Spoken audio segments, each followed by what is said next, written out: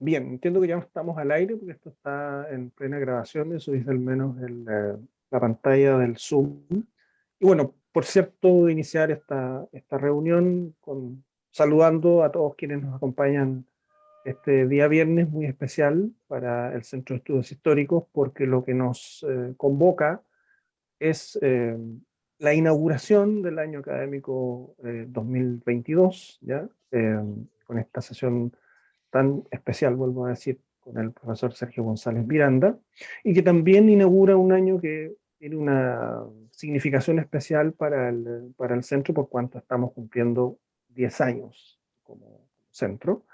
Eh, y por lo tanto, correspondía iniciar este año, esta etapa, digamos, de celebración con una instancia como la que nos reúne hoy día. Comentarles un poco a los presentes que la estructura de la actividad va a ser la usual, básicamente la exposición del profesor Sergio González Miranda, y luego una ronda de preguntas, las cuales les pido, por favor, las vayan tipeando en el chat de la actividad con el objeto de luego retransmitirlas y que puedan ser contestadas. Eh, Ahora, en este preciso momento, nuestro director, el doctor Germán Morón Reyes, va a dar las palabras de bienvenida a nombre del Centro de Estudios Históricos de nuestra universidad, la Universidad Bernardo Higgins. Muchas Germán, por gracias, favor. muchas gracias Patricio por la presentación. Para nosotros, como Centro de Estudios Históricos de la Universidad Bernardo Higgins, es un honor contar con la presencia del doctor Sergio González Miranda, que entre otras cosas claramente es Premio Nacional de Historia 2014, un experto de la historiografía e historia de Tarapacá, Arica y Parinacota. Las palabras de bienvenida tienen que ver con este año 2022 cumplimos 10 años como existencia del Centro de Estudios Históricos y queríamos celebrar estos 10 años y al mismo tiempo inaugurar el ciclo académico del centro con esta conferencia magistral. También señalar que la presencia del doctor González Miranda tiene que ver con el marco de convenio que tiene nuestro Centro de Estudios Históricos, nuestra universidad, con la Universidad de Tarapacá y el Instituto de Alta Investigación, que nos tiene muy contentos finalmente. Así es que a todas las personas que se están conectando y están participando, muchas gracias. Sergio, muy bienvenido. Eres un amigo de este centro y claramente queremos seguir contando con estas actividades de convenio y que sea muy fructífera. Muchas gracias. Bien, gracias, Germán. El profesor González tiene un currículum muy dilatado y voy a tratar de resumirlo ya para presentarlo, digamos, apropiadamente. El profesor Sergio González Miranda, sociólogo por la Universidad de Chile, magíster en planificación del desarrollo urbano y regional por la Pontificia Universidad Católica de Chile, postgraduado en ciencias sociales por la Flaxo, doctor en estudios americanos por la Universidad de Santiago de Chile y además es doctor en educación por la Universidad Academia de Humanismo Cristiano. Se ha desempeñado como investigador responsable y director de proyectos Fondesit, Onicitanillos y ECOS, así como también ha sido miembro del Consejo de la Comisión Nacional de Ciencia y Cultura, CONICIT hoy día NID, y también formó parte del Comité de Humanidades de la Comisión Nacional de Acreditación de Chile, la CNA. Ha publicado numerosos artículos en revistas y libros en sus áreas de especialización, que son las relaciones transfronterizas, la historia regional y de la minería. En 2014, como lo adelantaba Germán, recibió el Premio Nacional de Historia. Y en la actualidad se desempeña en la Universidad de Tarapacá como académico del Instituto de Alta Investigación, sede Iquique, integra los claustros doctorales de Historia y Ciencias Sociales de la Universidad de Tarapacá y los doctorados de Antropología de las Universidades Católicas del Norte y de Tarapacá. Antes de dar la palabra al profesor González Miranda, recordar, insistir en que las preguntas que vayan surgiendo por parte de la audiencia las escriban en el chat para poder eh, dar respuesta a ellas al final, luego de la exposición del profesor. Y entonces el título de la conferencia es Balance historiográfico de las regiones de Arica, Parinacota y Tarapacá como un espacio transfronterizo. Profesor, la palabra es suya. Muchas gracias, Patricio. Quiero, en primerísimo lugar, agradecer al Centro de Estudios Históricos de la Universidad Bernardo Higgins, que tuvo la gentileza de invitarme para compartir con ustedes algunas reflexiones, ideas sobre el quehacer historiográfico de las regiones de Arica, Parinacota y Tarapacá como espacio transfronterizo. Bueno, en primer lugar, quiero señalar que es imposible disociar el concepto de transfrontera o espacio transfronterizo en regiones como Arica, Parinacota y Tarapacá con otros conceptos como mundo andino o espacio centro-sur andino. Y si somos más específicos, con pueblo o comunidades aymaras. Cabe indicar que esta ponencia está enfocada específicamente en las relaciones transfronterizas de las regiones de Arica, Parinacota y Tarapacá, de oriente a occidente, siendo la cordillera de los Andes el referente geográfico principal. Posiblemente haya personas que estén pensando ahora que este fenómeno está relacionado con la actual inmigración masiva que ingresa al país preferentemente por Colchane. Sin embargo, desde mi punto de vista, caben algunas objeciones para incorporar este fenómeno en el balance solicitado. En primer lugar, se trata de un fenómeno transitorio, aunque dure años. No es un fenómeno de larga duración en clave historiográfica. En segundo lugar, los inmigrantes no habitan el espacio transfronterizo, son sujetos en tránsito, cuyo destino no es necesariamente alguna de las regiones en referencia y menos el espacio andino. Por lo tanto, no voy a tratar el tema migratorio. En tercer lugar, la diferencia conceptual entre lo transfronterizo y lo andino se debe a que éste apela a una identidad sociocultural. En cambio, lo transfronterizo se refiere a escalas territoriales asociadas al Estado-Nación y la globalización. Ambos son conceptos provenientes, por supuesto, de la academia. Por lo mismo, las generaciones de investigadores de la década de 1960, 70, 80 y 90 emplean el concepto de espacio andino y no el concepto de espacio transfronterizo. Incluso algunos apelan a la cuestión andina o a la cuestión indígena. La cuestión en el sentido de la metodología, en el concepto de crítica, que se ha discutido tanto, especialmente en el campo de la sociología. Las generaciones más recientes emplean el término de espacio transfronterizo porque las influencias teóricas y disciplinarias son distintas y responden a fenómenos recientes de globalización, glocalización, descentralización y otros. El concepto andino, espacio centro-sur andino, fue desarrollado principalmente en Perú, desde Mariátegui hasta Alberto Flores Galindo, siendo el centro Bartolomé Las Casas en Cusco y la Pontificia Universidad Católica del Perú los centros académicos por excelencia. Amerita una conferencia específica para destacar a tantos especialistas de la época de oro del pensamiento andino peruano. Por lo tanto, no lo veremos aquí. En Bolivia también, al alero de las universidades Mayor de San Andrés y Mayor de San Simón, hubo un desarrollo de este pensamiento, donde se destacaron historiadores como Fernando Cajías y Gustavo Rodríguez Sostria. Tradición que continúa en la Coordinadora de Historia de la Universidad Mayor de San Andrés, compuesta por principalmente investigadoras como María Luisa Sux, Roxana Barragán, Magdalena Cajías, Jimena Medina Cheli, Pilar Mendieta, entre otras. Historiadores bolivianos y chilenos por al menos 2 décadas organizaron los encuentros de historiadores chilenos bolivianos, cuyo propósito era la integración bilateral, generando conocimiento trasandino. Entre sus precursores estuvieron Leonardo Jeff, Gustavo Rodríguez Sostria y Eduardo Cavieres, los 3 fallecidos lamentablemente hace muy poco tiempo. Y estos encuentros se suspendieron hace algunos años atrás por ya los recurrentes conflictos diplomáticos entre Bolivia y Chile. Esta ponencia privilegia el concepto de espacio transfronterizo porque el concepto de espacio andino, por sobre el concepto de espacio andino, porque desea recoger las nuevas tendencias del pensamiento sobre el territorio. Estoy pensando en textos como el de Bob Jessop del 2004, La economía política de la escala y la construcción de regiones transfronterizas, o el de Alejandro Grimson del 2000, La fabricación cotidiana de la frontera política. Este último autor nos inspira cuando afirma que, comillas, en muchas zonas fronterizas el discurso nativo de la hermandad inmemorial es la base articuladora de una identificación transfronteriza como zona periférica y marginalizada en contra de las perspectivas metrópolis nacionales. En términos locales, el discurso transfronterizo opera en muchas oportunidades como base de sustentación de un reclamo político en contra del centralismo. Cierre comillas. Esto me parece clave porque en realidad aquí, a diferencia de la discusión sobre lo andino, acá hay una discusión sobre la posición estratégica de lo fronterizo en lo político con relación al centro político de los estados nacionales.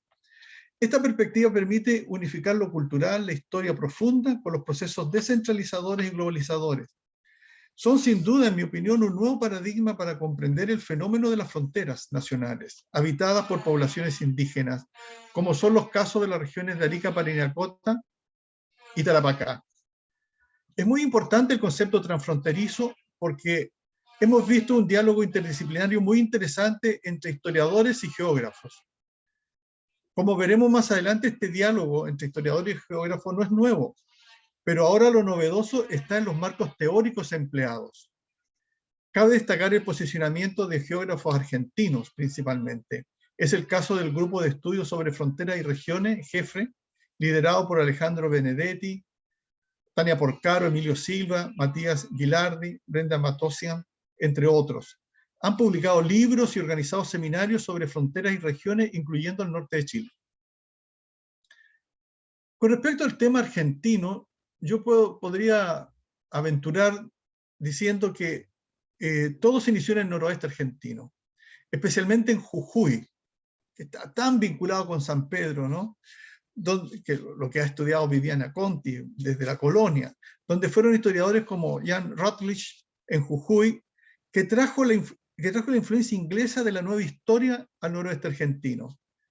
La nueva historia inglesa también fue muy importante en Chile con el retorno de historiadores que se formaron en Londres al alero de Harold Blakemore, pero se enfocaron en otros temas, como Luis Ortega en la historia económica, Enrique Reyes en la historia del salitre, incluso el ariqueño Manuel Fernández Can, que optó por la historia del movimiento social en Chile. Jan Rutledge nació en 1946 en la ciudad portuaria de Hull, en Yorkshire, y se formó en Cambridge. Estudió economía y sociología, pero su disciplina definitiva fue historia colonial. Nicolás Hernández dice de este precursor, comillas, no cabe en duda que la investigación de nuestro autor fue pionera en los estudios sobre la historia de Jujuy. A pesar de los años transcurridos, su obra continúa desatando revisiones y controversias. Él, Rutledge, estudió la presencia del noroeste argentino en el litoral del Pacífico, desde comienzo del siglo XIX. Fue para mí muy inspirador en mi trabajo, precisamente sobre este vínculo. Y por tanto, él es un pionero en estos fenómenos transfronterizos entre el NOA y Atacama. Viviana Conti y Fanny Delgado, entre otros, seguirán sus pasos. Conti, quien ha estudiado las relaciones transfronterizas tempranas entre el NOA y Atacama, le abrió las puertas al geógrafo que nos interesa, Alejandro Benedetti. Y me consta porque yo participé en la postulación que hizo Benedetti al CONICET con el patrocinio de Viviana Conti. Y no imaginaríamos ni ella ni yo que Benedetti haría un tremendo aporte en su discusión, lo que él denominó la región circunpuneña, asociada a la triple frontera del Zapaleri, aquella, ¿cierto?, que vincula a Bolivia, Argentina y Chile. Y ha liderado todos estos grupos de geógrafos e historiadores que han estado muy activos en este último tiempo a propósito de poner, digamos, este balance historiográfico al día. Porque han habido avances, se han elaborado otros balances historiográficos hace algunos tiempos enfocados a estas dos regiones. Otro autor relevante es el antropólogo, ya lo cité, Alejandro Grimson. Desde las distancias, él escribe sobre otras fronteras, pero quizás por lo mismo su influencia es más amplia. Acuñó el concepto de fronterización, que actualmente está ampliamente difundido en estas fronteras por los nuevos investigadores en Chile. A este otro lado de la cordillera, en la actual región de Arica Parinacota, la presencia de John Murray fue clave. Influyó John Murray no solo en Chile, sino también en Perú y en Bolivia, y en toda América Latina en realidad. Nació en Odessa, en Ucrania, muy de moda hoy en día por noticias muy tristes. Vivió en Rumania y estudió sociología en Chicago, ¿no? En Estados Unidos, pero al igual que Routledge, fue en definitiva un historiador, o mejor dicho, en su caso, un etnohistoriador. Su influencia fue decisiva en todas las disciplinas que convergen en estudios sobre lo andino, porque ofreció un modelo teórico. Con relación a la mirada de lo andino expresada por Murray, sostienen los historiadores Luis Galdames y Rodrigo Ruz que, comillas, con un discurso simple y pedagógico, John Murray busca instalar la mirada del otro, del supuestamente inferior, colocando entredicho el supuesto que toda la sociedad y todas las culturas se comportan de forma similar y buscan los mismos fines. Cierra comillas. Sobre la base del pensamiento de John Murray y el control vertical de la economía andina, surgirán dos miradas para el futuro de los aymaras de Chile, según Hans Gundermann y Héctor González. Abro comillas. Una optimista que postula la posibilidad de continuidad de la tradición aún en contexto de modernización.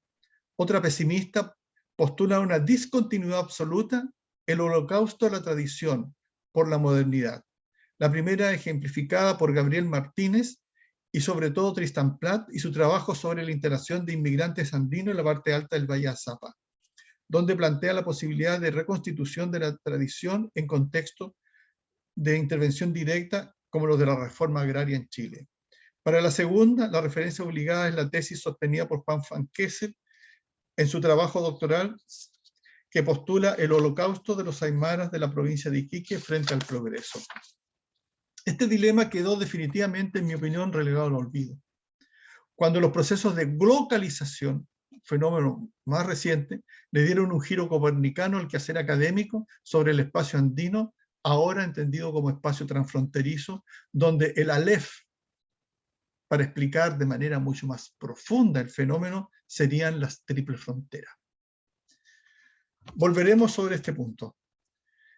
Los procesos de triple frontera me refiero, los procesos de globalización aún no existentes cuando John Murray en Arica o Ian Routledge en Jujuy iniciaban sus investigaciones, comienzan a presionar por nuevos enfoques teóricos como la perspectiva transfronteriza de Jessop, el análisis multiescalar de Gary Marx o la sociedad de la información de Castell y Jordi Borja.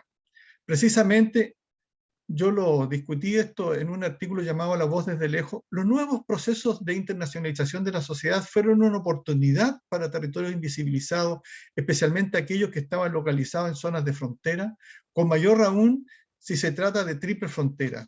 Allí en la triple frontera, donde confluyen Bolivia, Perú y Chile, por vez primera comenzaron a interesarse organizaciones como el Banco Mundial entre el 2001 y el 2003, con una organización de seminarios titulados Una propuesta de empoderamiento para los aymaras, como lo analizó Ana Laura Milat-Zarí en 2009. Es una época que se confirma el nombre de una organización nacida desde una, como tantas otras, Feria Internacional Andina en la localidad de Putre, la Alianza Aymara Sin Frontera, que incluiría 57 municipios fronterizos de Perú, Bolivia y Chile. Después, en los años 2003-2004, participa también el Banco Interamericano de Desarrollo, el BID, y la Subsecretaría de Desarrollo Regional Subdere de Chile. Esto lo ha estudiado Leticia Rouvier. Es así como nace el programa de recuperación, de fomento y puesta en valor del patrimonio natural y cultural aymara, aprobado por el BID en el concurso Bien Público Regional del año 2007. Pero el primero en reflexionar sobre la Alianza Estratégica Aymara Sin Frontera fue el investigador peruano Nilo Mesa Monge. Es autor de un importante artículo titulado Zona de Integración Fronteriza Perú-Bolivia, una experiencia a considerar, que publicó en una revista que fue muy importante en estos temas y que aún persiste, que es Aldea Mundo, una revista venezolana. Podríamos imaginarnos que entre los años 2000 y 2011 los alcaldes de la Alianza Estratégica de Mares Sin Frontera organizaran redes transnacionales no podríamos haberlo imaginado cuando estábamos estudiando lo andino entre la década del 60 y los 90. Ya no es posible quedarnos solo con el concepto de espacio andino para explicar el fenómeno. Resulta fascinante que desde una feria andina como tantas haya surgido una organización como la mencionada con una proyección inesperada, hasta el punto que historiadores con formación en estudios latinoamericanos como Gilberto Aranda o Sergio Salinas Cañas creyeron ver en este fenómeno la existencia de una paradiplomacia aymara y un empoderamiento en la frontera entre Perú, Bolivia y Chile. No puedo analizar esta hipótesis, lo escribí en un artículo. En lo personal no estoy muy de acuerdo que se esté en esa situación todavía.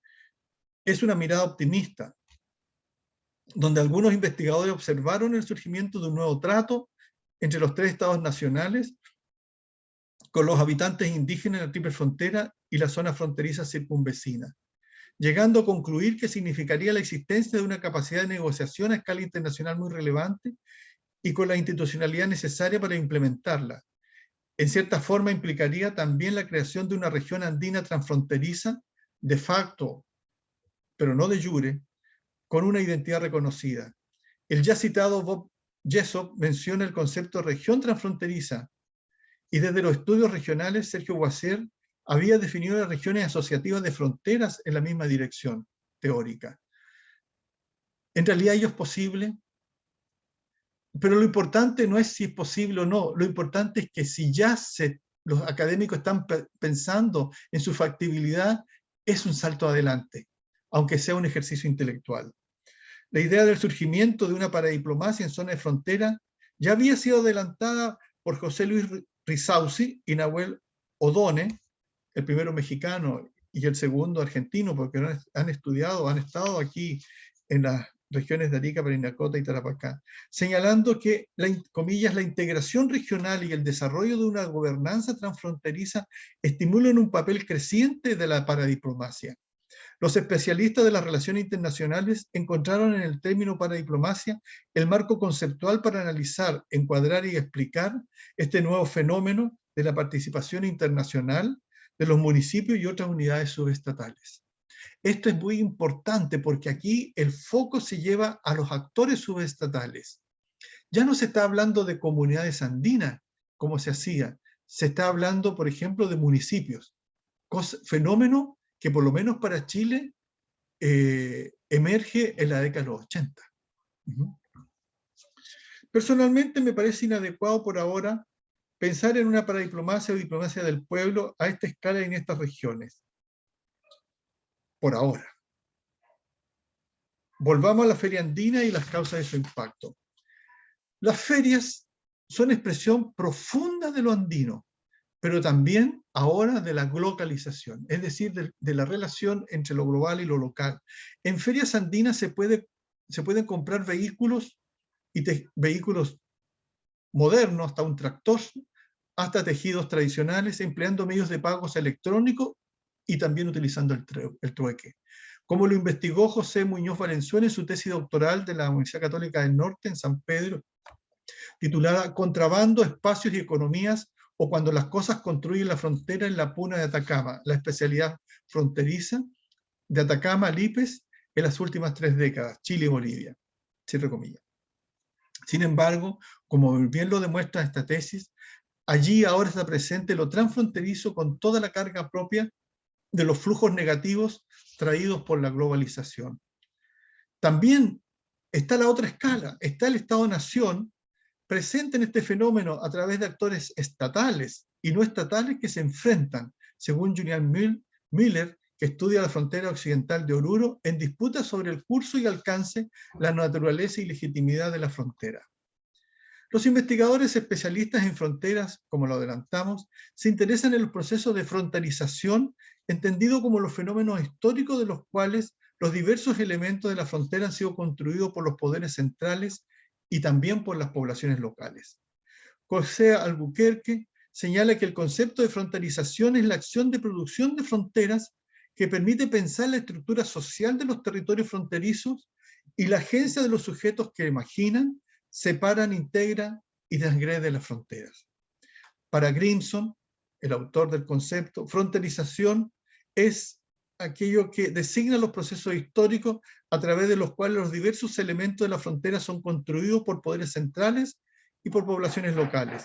El concepto pretende enfatizar que desde el punto de vista sociocultural la frontera nunca es un dato fijo, sino un objeto inacabado e inestable, cierre comillas. María Loa y Heriberto Cairo agregan a esto que, comillas, en distintos contextos fronterizos es importante pensar los procesos simultáneos, difusos, multisituados y o alternados de fronterización, cierre comillas. Resulta evidente que la frontera como construcción territorial, cultural, política, social y económica, que vieron los viajeros y geógrafos del siglo XIX, poco o nada tienen que ver con aquella de mediados del siglo XX que analizaron John Moore o Jan Routledge, y menos con la frontera actual, caracterizada por los flujos negativos por un lado y el empoderamiento político de sus habitantes por otro.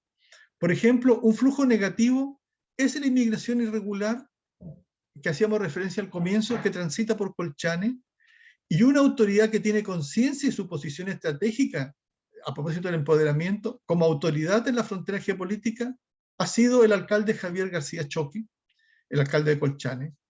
Este alcalde estudió en el Colegio Bicentenario Metodista, en Alto Hospicio, en William Taylor, e Ingeniería en Prevención de Riesgo en la Universidad de Santo Tomás. Posiblemente jamás en la historia de Chile un alcalde de esa comuna haya aparecido más en los medios de comunicación nacionales como Javier García. Y curiosamente, tanto él como los otros alcaldes mayoritariamente pertenecen a partidos de derecha, como la Unión Demócrata Independiente, por ejemplo. ¿Por qué ha cambiado la percepción de la frontera? El reconocimiento de las poblaciones indígenas en el continente se realiza a partir de los años 90 siguiendo dos grandes dinámicas: las políticas nacionales del multiculturalismo y las redes transnacionales de apoyo a los derechos y desarrollo de los pueblos indígenas, luego la valoración de la etnicidad entre los pueblos indígenas. Recordemos el convenio 169 de la Organización Internacional del Trabajo sobre Pueblos Indígenas. La municipalización del espacio andino, como les decía, a partir de los años 80, le dio un golpe secular a la comunidad Ayllu, que estudió Tudela en los años 90. Estaría transformando el territorio fronterizo en comunas políticas, como lo explica Gunderman al sostener que en esas décadas tuvo lugar en la macroregión norte de Chile, comillas, una modernización de segunda generación neoliberal, cierre comillas. Más allá del hecho que la mayoría de los municipios rurales andinos hayan terminado siendo administrados por alcaldes de partidos conservadores y que la organización Aymara Sin Frontera surgiera desde el municipio de Putre, donde su alcalde y líder entonces, Francisco Humide, fuera militante del partido de la UDI, tal como lo es ahora Javier García Choqui, lo importante es que ellos han desarrollado todos un discurso panandino, aprovechando este nuevo fenómeno de la globalización y la globalización. Fueron escuchados. Varios autores sostienen que la ideología de las organizaciones indígenas es la antítesis de la ideología liberal, como Ramón Maes, Ivan Levot, por ejemplo. Por otra parte, Charles Hale concibe el multiculturalismo oficial latinoamericano como un proyecto que responde a movimientos indígenas conteniéndolo en un orden neoliberal más amplio. Es una posibilidad, es una posible explicación. No olvidemos que la alianza estratégica surge de una triple frontera, y veamos entonces la importancia de ella. La pregunta es, ¿dónde se presenta por vez primera esta superposición de lo multiescalar en una triple frontera en América Latina? Y la respuesta es inmediata, y es una sola, en la triple frontera del Paraná. Y el motivo se debió a aquello que los especialistas de flujos negativos como José Luis Risauzi califican. La triple frontera de Panamá ha sido estudiada desde la perspectiva global local por Daniel Bello, por ejemplo, y a su escala regional por Ramón Fogel. Entre muchos estudios de internacionalistas como Grimson, O'Donnell, Aldízano, Zurraco, Calderón, Jiménez, etc., muchos han estudiado la triple frontera del Paraná. Cabe indicar que las triples fronteras son en la actualidad uno de los problemas de investigación privilegiados por los especialistas en geopolítica, relaciones internacionales, estudios transfronterizos, entre otros. Las triples fronteras, especialmente después de la visibilidad por aquellos que se hemos denominado flujos negativos, que son el narcotráfico, el terrorismo, el contrabando, la trata de personas, etc., y la migración irregular, este interés teórico se asocian a estos espacios. José Luis Rizauzi y O'Donnell, por ejemplo, nos advierten de, comillas, la posibilidad de asociar las actividades en la frontera con comportamientos ilícitos, como el tráfico de armas y el contrabando. Por lo mismo, estos fenómenos son de gran interés geopolítico, como lo ha estudiado Cristian Obando. ¿Quién tiene miedo a la frontera? ¿Quién tiene miedo a la frontera? Y a fortiori a las triples fronteras. ¿Quién en rigor es el que tiene miedo? Es evidente que la presencia del Banco Mundial, como hemos visto, del BID, de la Subdere, en la triple frontera andina, Perú, Bolivia, Chile, nos responde. El temor viene de los poderes centrales, no necesariamente de la triple frontera misma. Existen 13 triple fronteras en Sudamérica, todas con sus especificidades y todas extraordinariamente interesantes. Y Chile cuenta con 2. La triple frontera del Zapaleri, la zona circumpuneña, y la andina, que es la que hemos estado haciendo referencia.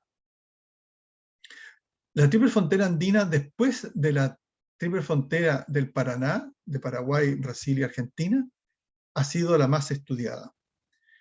¿Y por qué ha sido la más estudiada? Por nosotros, por los investigadores, especialmente chilenos, peruanos y bolivianos. La transformación, y aquí está lo más interesante en esta hipótesis, ¿no? La transformación de este temor a la triple frontera en poder político podría implicar un mayor acceso al poder real para las comunidades que allí habitan. Al respecto, Leticia Rudier afirma, comillas, a partir de la experiencia de la Alianza Estratégica Aymara Sin Frontera, nuevos canales de diálogos entre el centro y periferia se abrieron, sobre todo en Chile y en Bolivia. Los alcaldes empiezan a participar en los comités de fronteras bilaterales. En el 2007 se crearon encuentros entre municipios fronterizos Bolivia-Chile, encuentros anuales financiados por las 2 cancillerías y donde participan cada vez más funcionarios centrales. Cierre comillas. Sin embargo, como en esa metáfora de Michel Foucault sobre el espejo como un espacio otro, un espacio de la utopía, ¿no? Definir la triple frontera como un espacio de globalización y paradiplomacia es mirar a un lugar que existe, pero que en rigor no es real. El espejo existe, lo que vemos en el espejo existe, pero no es real. No se puede negar la existencia de la globalización, la cooperación internacional, los flujos negativos, los proyectos integrados y los flujos positivos, que son muy importantes, a lo cual le hemos dedicado mucho tiempo en otros momentos. Pero bastaría para viajar a la triple frontera para constatar que allí esos procesos no han llegado a las comunidades más profundas, a los pastores, a los campesinos. La imagen que retratan en el discurso los dirigentes de la Alianza Estratégica de Aymara Frontera y que recogemos los académicos como la imagen en un espejo, parece ser la realidad, pero no refleja la población de los pastores andinos tradicionales. Esa imagen al menos no existe a escala microlocal o comunitaria. Fenómenos tales como la globalización no solamente aún no se expresan en toda su magnitud en el territorio, sino que todavía no se han superado las atávicas condiciones de marginalidad social y pobreza, sumado a un elemento relevante. Los comuneros no desean necesariamente este tipo de cambio social y cultural propio de la sociedad y culturas centrales. ¿Estamos entonces estudiando suficientemente a nuestras triples fronteras? Creo que hemos estado demasiado en el presente y con mirada prospectiva y necesitamos hacer un alto. Veamos entonces un pequeño balance de precursores de los estudios de la frontera del norte. Me queda muy poquito, no se preocupen. Existe un balance historiográfico sobre la investigación del mundo andino en las regiones de Arica, Parinacota, Tarapacá y Antofagasta, realizado por Hans Gundermann y Héctor González, publicado en la revista Chungara en 2009. Allí se mencionan los precursores, entre los cuales destacan los autores más importantes, Rudolfo Filippi, Mariano Felipe Paz Soldán, Alejandro Bertrand, Francisco Rizopatrón, Francisco San Román, Luis Rizopatrón, Isaías Bowman, todos precursores, fueron geógrafos y algunos también historiadores. Extrañamente, Gundermann y González nombran al geógrafo peruano Felipe Paz Soldán, pero sin embargo no nombran al geógrafo e historiador peruano y tarapaqueño Guillermo Billinghurst, que sus estudios fueron la base del trabajo que realizó, por ejemplo, posteriormente Bertrand. Algunos de los historiadores del periodo fueron Vicente Dañino, chileno, con el corregimiento de Arica, en el año 1909, y sobre la localidad de Tacna, el 10, los peruanos Rómulo Cuneo Vidal, acerca de las poblaciones indígenas coloniales regionales, escribió muchísimo Cuneo Vidal, y también peruano Víctor Barriga, ¿cierto?, en sus colecciones documentales. Ya en la etapa de profesionalización de la disciplina, Gundermann y González destacan a Óscar Bermúdez con su extenso trabajo historiográfico centrado en la génesis de la industria del salitre, y su mayor interés aquí, su estudio sobre la localidad de Pique y Tarapacá en general.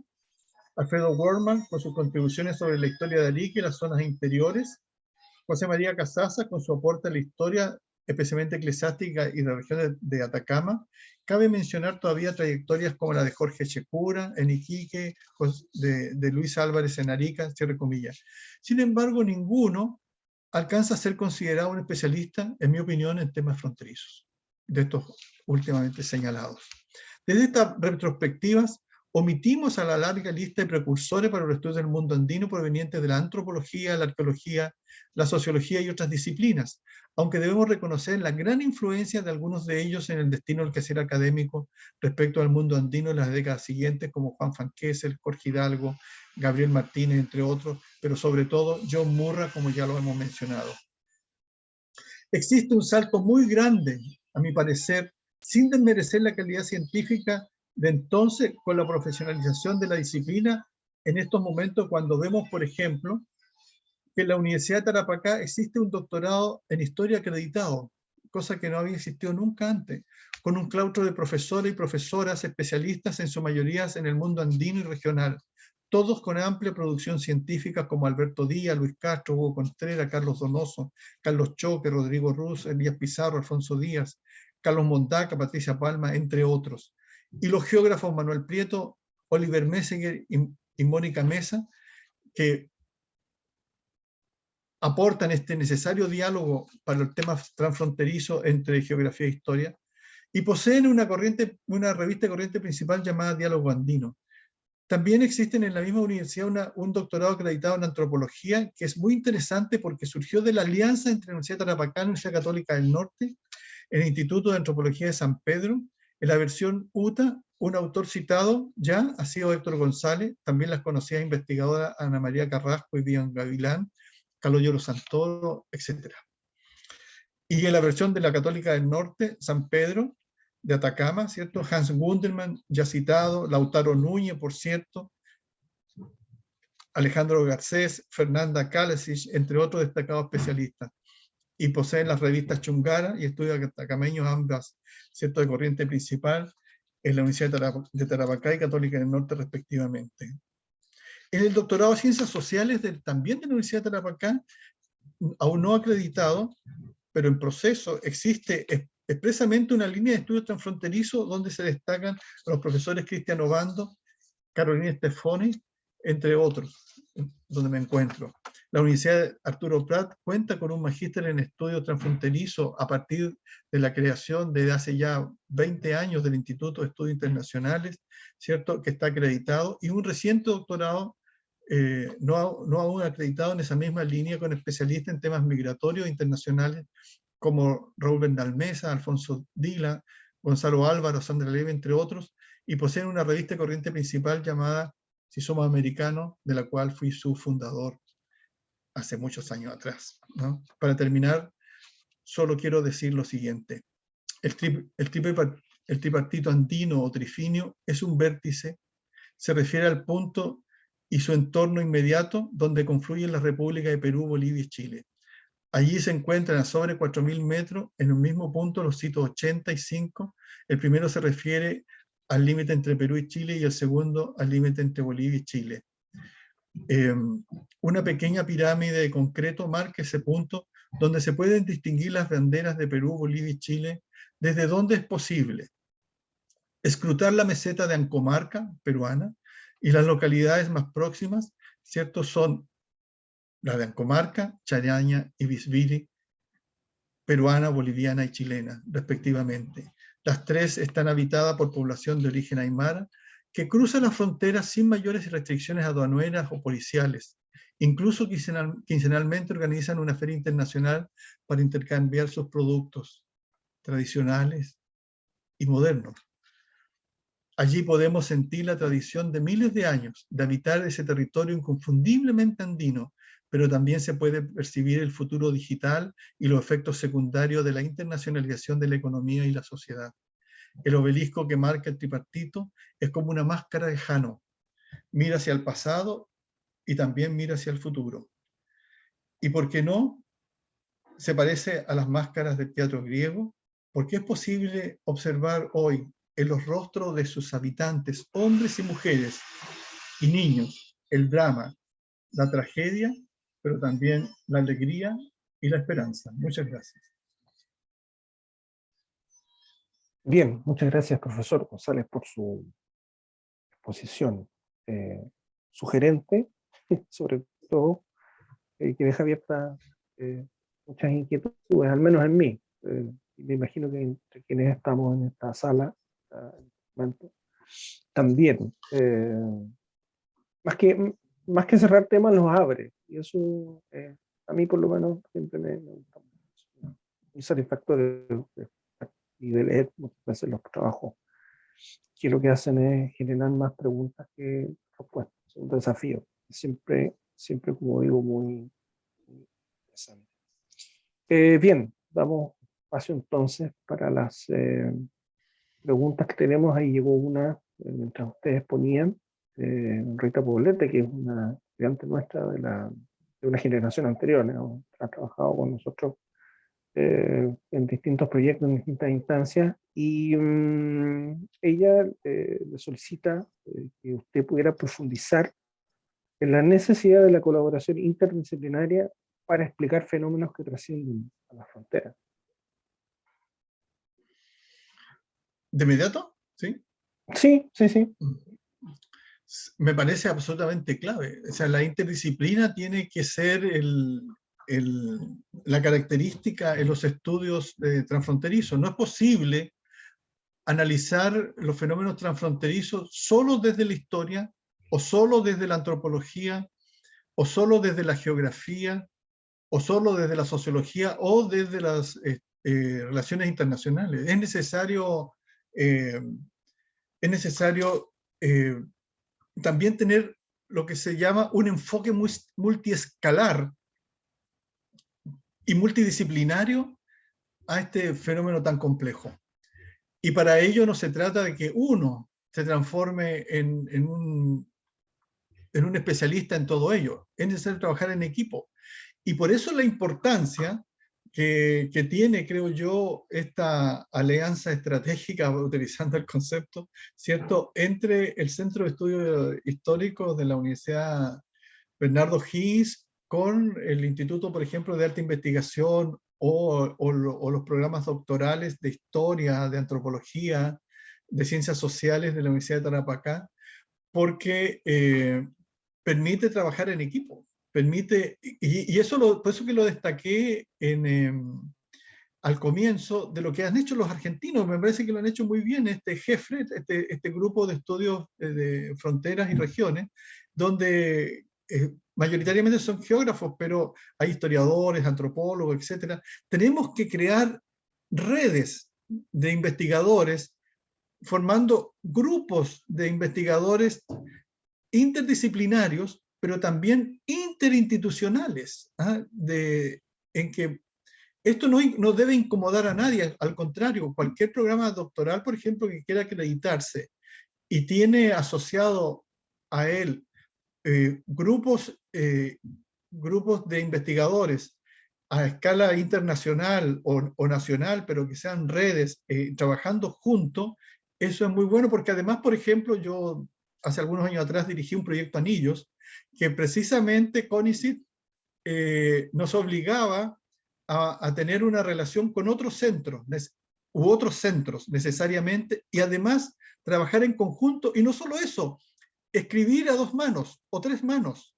Es decir, la producción nosotros no podíamos entregar, por ejemplo, como resultado, productos de papers escritos solamente por un autor. Entonces, algunos investigadores, especialmente historiadores, en mi caso en particular, muy lobo esteparios que escribían solos, ¿eh? Tuvimos que empezar a escribir con otros colegas o otras colegas, y eso fue muy importante, porque permite abrir las miradas, permite un mayor diálogo. Creo que eso es lo que tenemos que hacer. Ya no es posible la monodisciplina para afrontar fenómenos tan complejos. Bien, muchas gracias. Justamente a propósito de lo que usted dice y subraya, acá don Miguel Lecaros pregunta, como dice, joven investigador y activista, dice, ¿cómo se pueden estudiar los agentes políticos locales, municipios, entre otros, considerando la diversidad que existe entre los 3 lados de la frontera, considerando la producción y diplomacia documental? Bueno, un saludo a Miguel, quien conozco hace muchísimos años, y estuvo por Arica también trabajando. Pero sin embargo, estos propios actores subestatales, que son los alcaldes de los municipios, sí pudieron hacerlo. Ellos pudieron hacerlo. Se organizaron, por ejemplo, en la Alianza Estratégica Aymara Sin Fronteras, 57 municipios de Perú, Bolivia y Chile, y elaboraron proyectos en conjunto, especialmente los proyectos, ¿cierto?, de patrimonio integrado. Por ejemplo, el Capañán fue un proyecto muy interesante que unió a académicos de distintos países, especialmente de Perú, Bolivia y también de Chile. En realidad, quiero decirle a Miguel, es un imperativo hacerlo. Y creo que si no lo hacemos, en realidad no vamos a avanzar en el desarrollo del conocimiento, de lo que nos interesa, que es el estudio de estos fenómenos. Sí, estoy con audio. Bien. La verdad que no puedo dejar pasar la oportunidad de hacer una pregunta. Me aprovecho de mi condición. Esa es la verdad. Usted mencionó a 2 personajes que en mis trabajos, digamos, más asociados a décadas anteriores, de la Guerra del Pacífico, ¿sabe? Mencionó a Paz Soldán y a Guillermo Billinghurst, que a mí se me aparecen siempre, en otras dimensiones, por cierto, como historiadores. Fundamentalmente Paz Soldán, por cierto, ¿no? Pero, a su juicio, en su opinión, ¿cuál es la visión que predomina respecto de lo que ocurre en esta zona de estos 2 personajes? Fundamentalmente Paz Soldán, que es uno podría decir que su historiografía, por cierto, es contemporánea a los hechos, es contemporánea a la guerra, y es muy encendida. Yo entiendo que sus trabajos son previos de todos modos, pero en ese sentido, ¿cuál es la visión que estas personas que están construyendo, que están echando las bases, quizás sin saberlo, ¿ya? de estos estudios de la zona, dejan y son permanentes y se pueden reutilizar al día de hoy? Bueno, a diferencia de usted, Patricio, yo me he enfocado a estudiar mucho más a Billinghurst. Ha sido uno de mis autores preferidos. Creo que voy a partir por Billinghurst. Creo que Billinghurst en Tarapacá no lo vamos a poder dejar de recordar jamás. Pero pienso de que Perú, por ejemplo, con excepción de los trabajos que ha hecho Osmar González, lo tuvieron muy olvidado.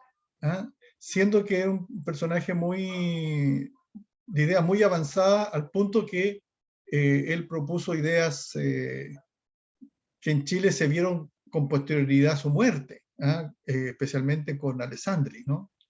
Ese tipo de pensamiento progresista de la Alessandri del primer gobierno, para que me entiendan bien los historiadores chilenos. Y con respecto a los estudios geográficos, creo que Billinghurst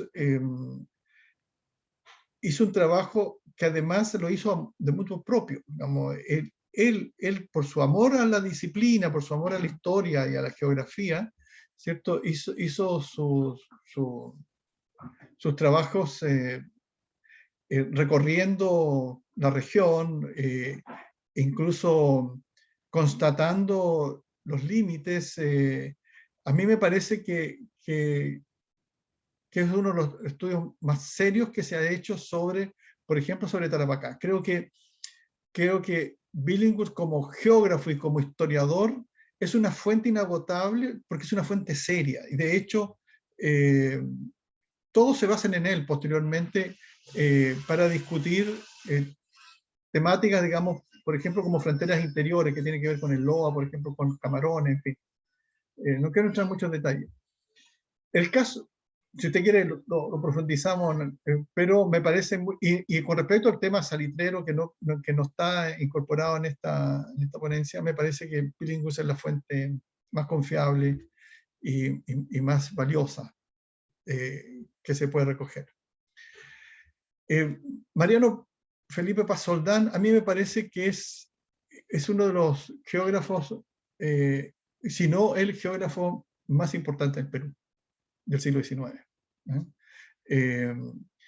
Creo que yo no voy a opinar con respecto al tema de la Guerra del Pacífico, porque no es mi especialidad.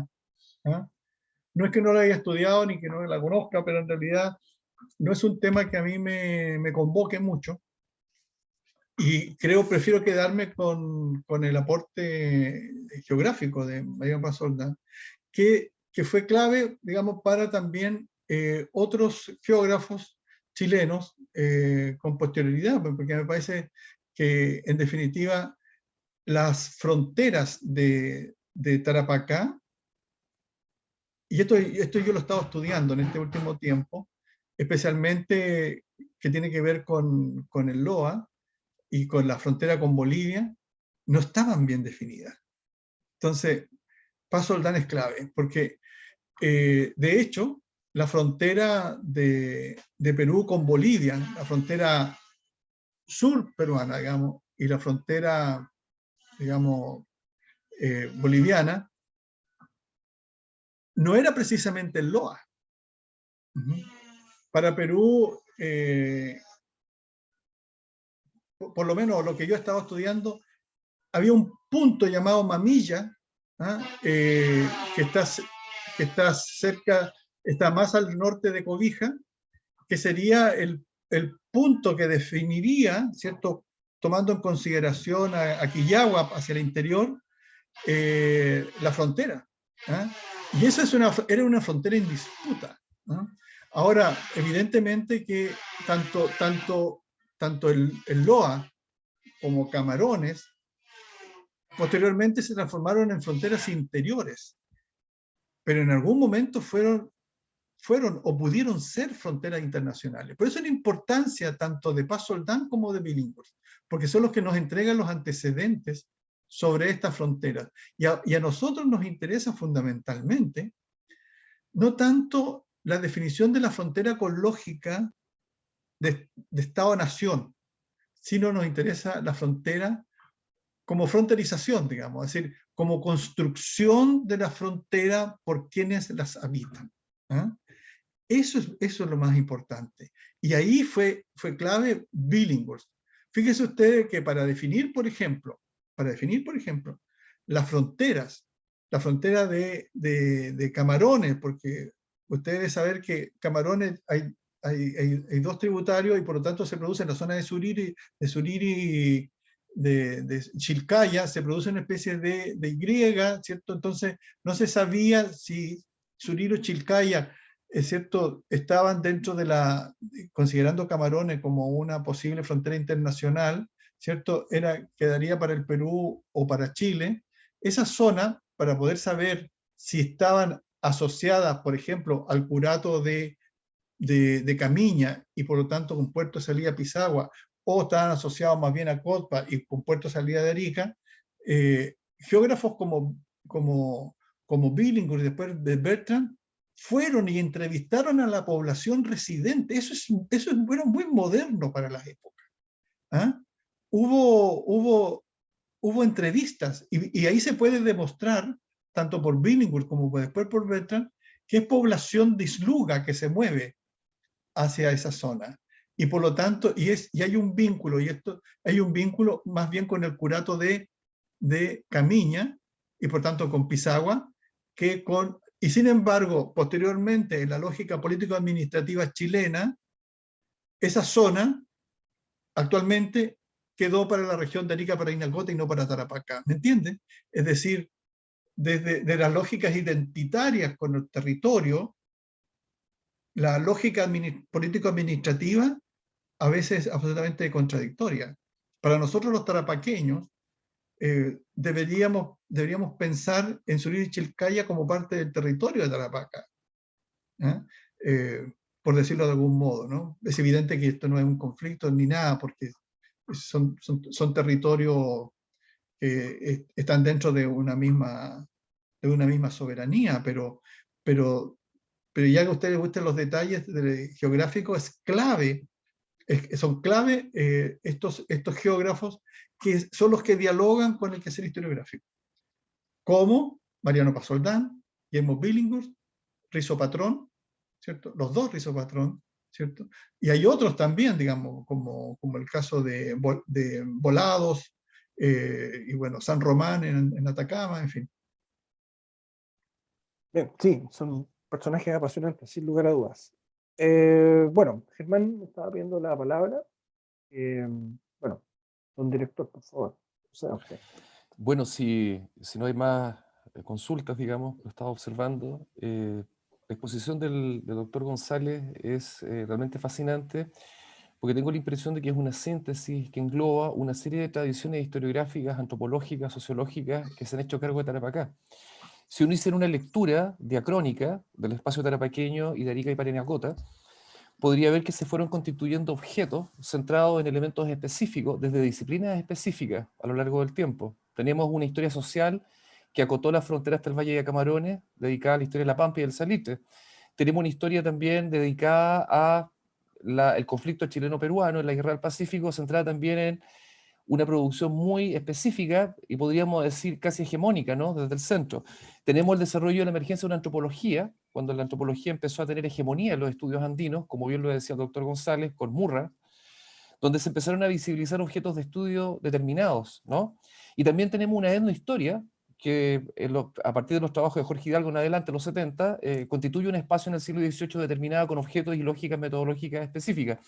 Yo recuerdo haber escrito un artículo en coautoría con Alberto Díaz respecto a la construcción, finalmente etnográfica e historiográfica del norte, y claro, donde los trabajos del profesor González son centrales a partir de los 80, 90, porque generalmente genera una bisagra dialogante entre estas tradiciones generalmente fragmentadas y separadas a nivel epistémico y metodológico. Entonces, tenemos básicamente desde la década del 60 o 50 un verdadero caleidoscopio de objetos, tácticas disciplinarias, que van en general trabajando de forma fragmentada y separada.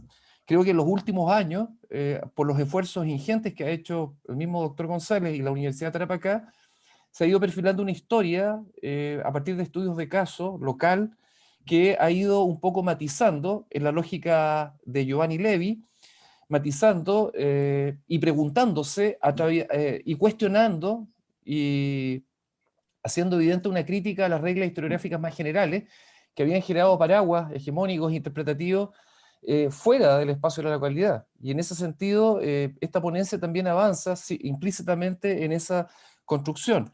Yo me plego absolutamente en lo que se señala, y claro, yo estudié en la Universidad de Tarapacá, lo digo, en mi año más de joven, digamos, y yo pude percibir con buen etnógrafo, digamos, la ilusión arbitraria de una frontera chilena, política, entre Tacna y Arica, respecto a la historia cultural o las prácticas culturales que se escapaban y no eran coherentes con la frontera política, en términos terminológicos, culinarios, identitarios. El profesor González lo sabe bien.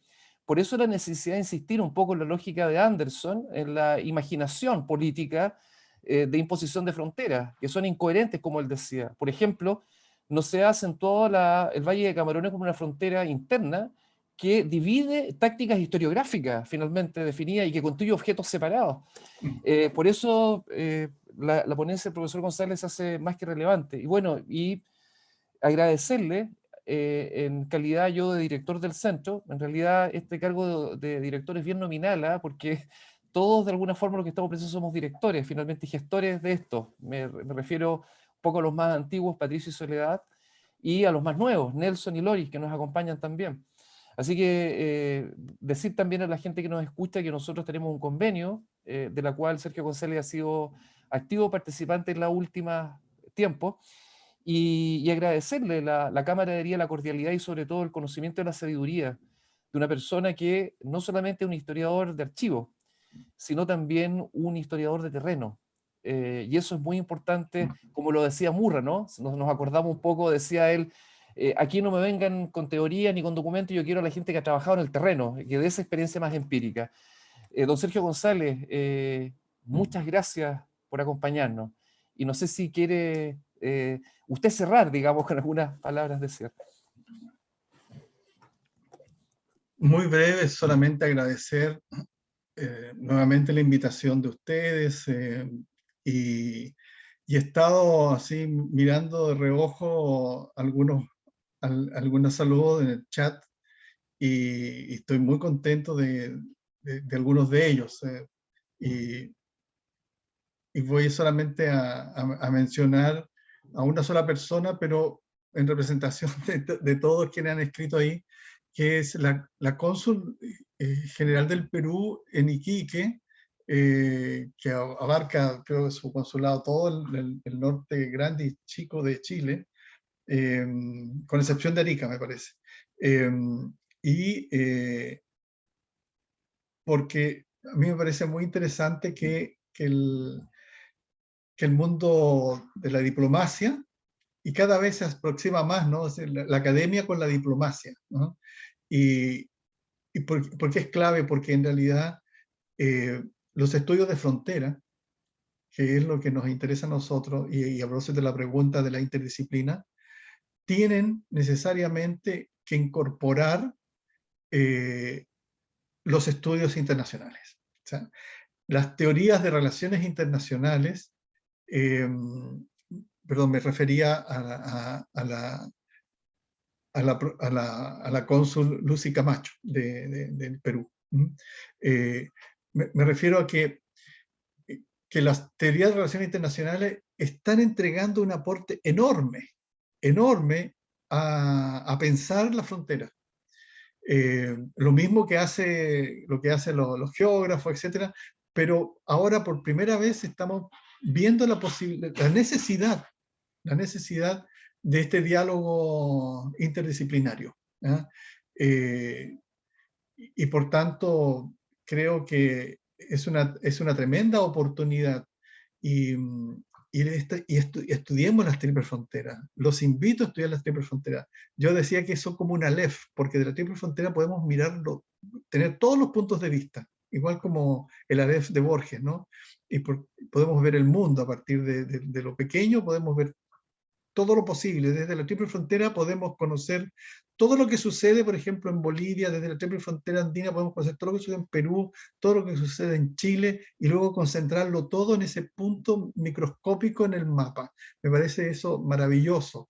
Pero eso nos exige un esfuerzo intelectual enorme y que se nos permita, ¿cierto? Es el diálogo transfronterizo también. Así que muchísimas gracias por la invitación, muchísimas gracias a todos y todas quienes participaron y siempre disponible.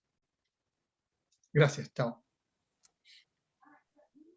Bien, entonces, como Centro de Estudios Históricos, agradecemos nuevamente al profesor González por su participación y, por cierto, a todos a quienes nos acompañaron en esta oportunidad. Hasta pronto. Hasta pronto. Adiós. Que esté muy bien. Saludos. Muchas gracias. Chao.